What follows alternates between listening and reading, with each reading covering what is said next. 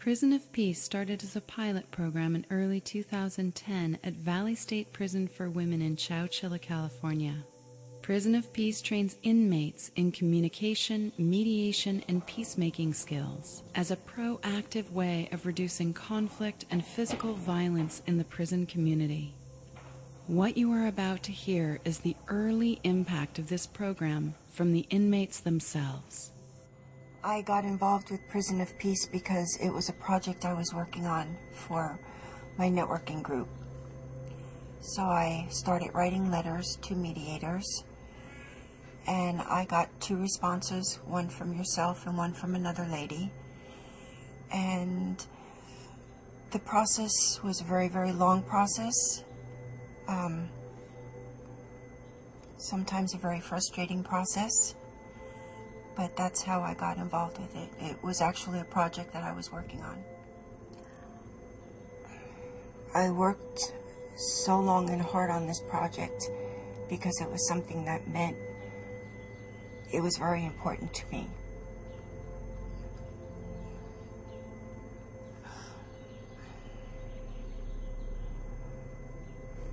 Being a lifer, it's difficult. It's not easy. So, this not only was going to benefit me, but it was going to benefit the community. When I first heard about Prison of Peace, I thought that maybe this would be a great opportunity to actually have peace within the prison. I mean, we have a lot of programs going on, but not geared specifically towards peace. So it's kind of exciting and new, and I couldn't wait for an opportunity to be a part of it. I guess I appeared skeptical in the beginning because I am the type of person that I really have to feel it. I work off of feelings, and I really have to know it's for the betterment of the people. I'm really a people person, and I'm really about helping others and assisting others where I can and when I can. And what shifted for me in this whole process in Prison of Peace is the way that you guys interacted with us and the way that you guys helped us along the way and were concerned with what the concerns were. And that was a shift that made me realize that, wow, okay, maybe these guys, they're okay, they're good people. When I heard about the Prison of Peace program, I was excited because I'm involved in a lot of different things. There's a need for things like this in this community. It's a very negative community, so immediately I knew that I had to be a part of it, so I participated and filled out the application.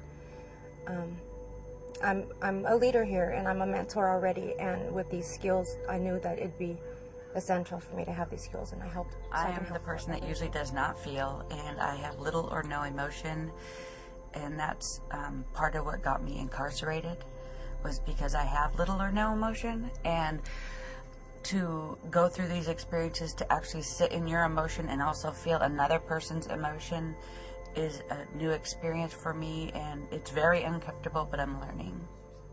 My name is Anna Humiston, and I've been incarcerated for 19 years. I made a poor decision when I was 17 years old to participate in a murder, and I was charged with first-degree murder and sentenced to 25 to life. And I actually began my time in the California Youth Authority and then came here when I turned 25. The awakening moment for me with Prison of Peace would be, I did a peace circle in an organization that I started called YEP, and it's called Young United Players, and it's for kids that were 17 and younger when they committed their crimes, such as myself. And I did this peace circle with these girls, and I thought, this is a very rowdy crowd. They're 18, 19 years old, they're not going to understand this, but I'm going to try it anyways, because they were very loud and kind of obnoxious at the moment, and I thought, I've got to try to do this talking piece with them and pass this around and let them know what a peace circle is about. And I ended up telling them what a peace circle was and explaining what I'm going to do and what's going to happen with the process. And it went so amazingly well that these girls, that all they want to do is peace circles now. And in almost every group that we have, are we going to do a peace circle? Are we going to do a peace circle? And it's just so cute to see them really, really want to learn this and are really getting something out of it. And for me, that was an awakening experience to realize that it really does work. And even when there was a little bit of doubt in my mind that are peace circles really going to work? Are people really going to look at them? That just said it all right there. And seeing how they just changed and the whole situation went so well, it just inspired me to do it more. When I first arrived in prison, there was nothing but fights, feuds, violence, abuse. The negative flow was unbelievable, and I joined with a lot of other inmates in a small group at the time called the Network, and our plan was to find a way to reduce the violent mentality in this institution and in other institutions when that time came. So, of course, when this opportunity came up, we all leaped at it, jumping into the fray so we could do something that we've been trying to do since most of us have been here. I've been down for since 1997. I myself have been a victim of violence. A lot of seniors here are victims of violence. There's domestic violence, there's every form of abuse you can imagine, and something has to be done. And of course, we need to do it ourselves as much as anything else. I'm Sarah Reynolds.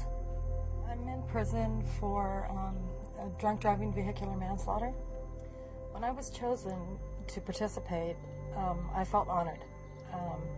I know it was a pilot program that they were just starting off, and I felt really good being picked to be a foundation of that.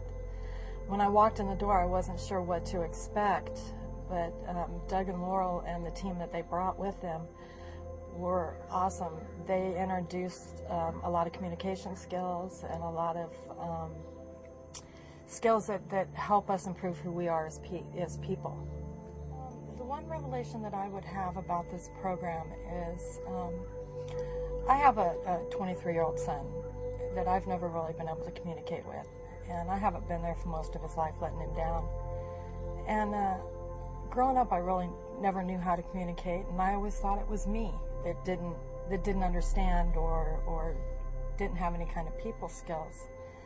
And my revelation came when I realized that I do have those skills in me when we were learning how to actually hear what people were saying,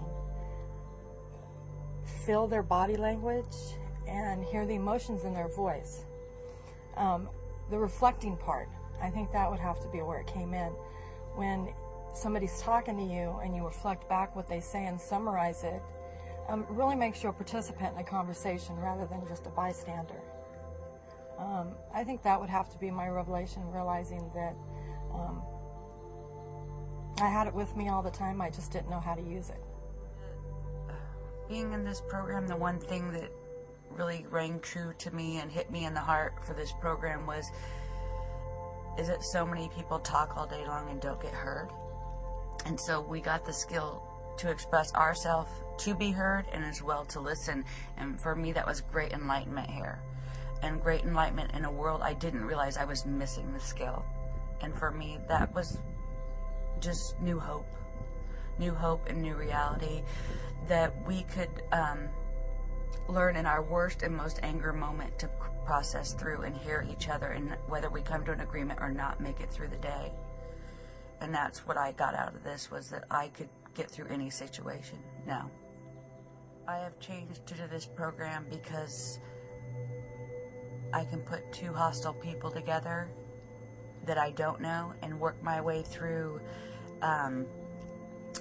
letting them solve their own issues and making them the strength and the power that's there. So that gives me strength to survive here every day, as well as giving me a new skill upon release of here that I could go do this as a real job.